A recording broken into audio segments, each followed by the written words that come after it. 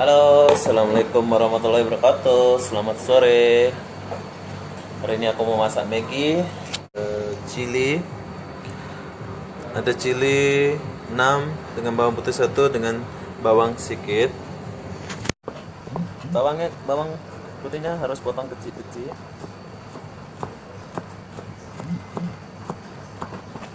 Seharusnya kita harus pakai bawang kecil biar manis, tapi ini kau pakai bawang besar, aku ambil sedikit saja.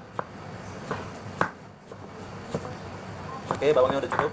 Ini adalah bawang dia. Pastikan airnya secukupnya, ini air 2 sendok.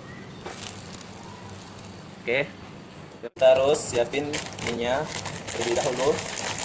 Jangan lupa membaca bismillah, karena diawali dengan doa akan lebih sedap. Amin.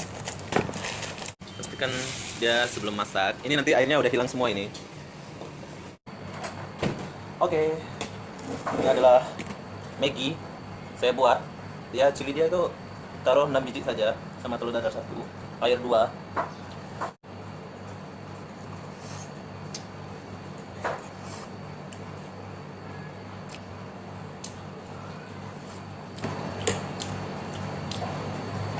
Makan Maggi ala Lombok. Ya kak? Makan Maggi ala Lombok. Wow. Milo ay satu. Ini kecil. Tadi apa? Lip. Mau? Tuh, saya punya adik. Ya.